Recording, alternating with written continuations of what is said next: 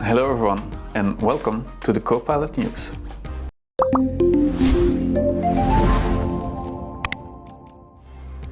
Last month, OpenAI released a new model called GPT-5, and the day it was released, Microsoft also added it to Copilot, which is really cool. You can use GPT-5 by going to the web version of Copilot, and then at the top you have an option called Try GPT-5. You can just activate it, and now you're using the GPT-5 model. Now, why would you use this? GPT-5 actually will make a decision on which model it's going to use in the background based on the complexity of your question.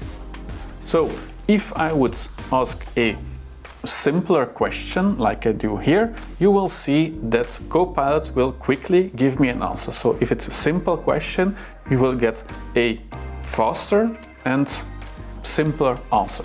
However, if I'm going to ask it to think deep, or I ask a more complex question, you will see that Copilot will start thinking more before it's going to give you a response. This will take more time, so it's not going to be used for everything, but if you want a more thorough response, you'll see he starts reasoning, for example, and then you'll get a more advanced response. So the cool thing is that it will automatically decide whether it should be a simple answer or an advanced answer. Of course, this means that you will have to think more about how you're going to ask your question to get the result you actually want. Next to that, Microsoft is also rolling out a new Copilot button. If you see this button with a little arrow below it, that means you have the new Copilot button. It's still rolling out, so maybe you don't have it yet, but you'll see it coming in the next couple of weeks. So how does this work? If you click on the top part of the Copilot button, it will actually open Copilot Chat, like the web version we have been using earlier in this video.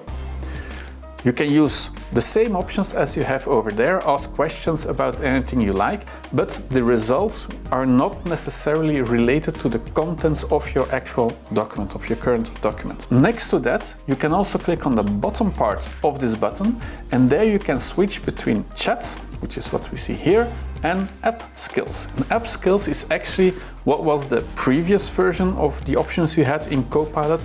And so here again you have the same possibilities to ask questions that have an impact directly on your document. For example, you see the summary, which is created automatically. I can translate this presentation in Excel. I can ask it to add a column with a formula and so on. That is what you will do with the app skills version of Copilot. So keep in mind that you can have to switch between these two versions.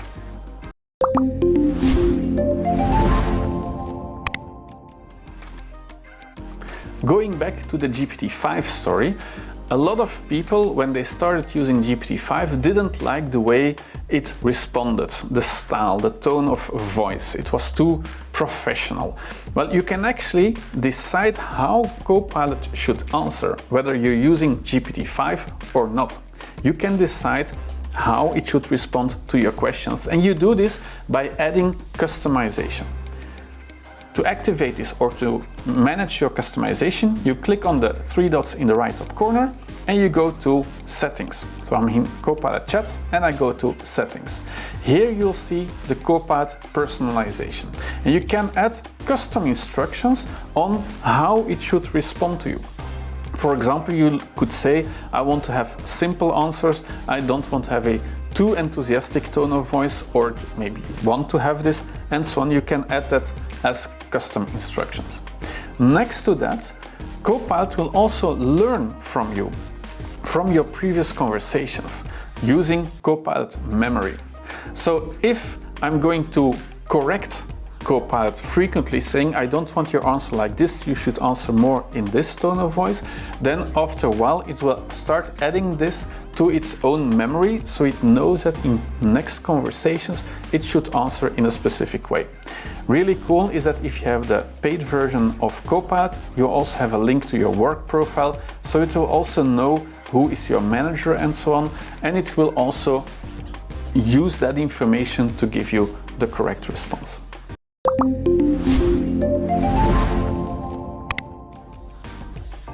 There has been a lot of talk about agents the last couple of months, and while I have to be honest, a Copilot agent that you create in Copilot Chat is not as advanced as what you may have heard of, like agentic AI, it's still something quite powerful. For example, we made an agent that allows us to ask questions about information related to our team. So we added like customer information in there and frequently asked questions, things like that. And so we can go to this agent to ask a specific question. Now, what is really cool is that you can also add an agent to an existing conversation. Let's take the example from before. Let's say I want to ask a question to this agent now. I can just type an @ sign. It will give me a list of my agents. I can select my agent, and now I can ask an agent where it will actually answer based within this conversation. So it has both the history of the current conversation as well as all that knowledge that's behind the agent itself. And so now it can give me an answer based on that. If I don't want to continue working with the agent, I can just close it and then it is removed again from this conversation. Think of it like a digital assistant that drops in and out of a meeting. That was the Copilot news. Thank you for watching and see you again next month.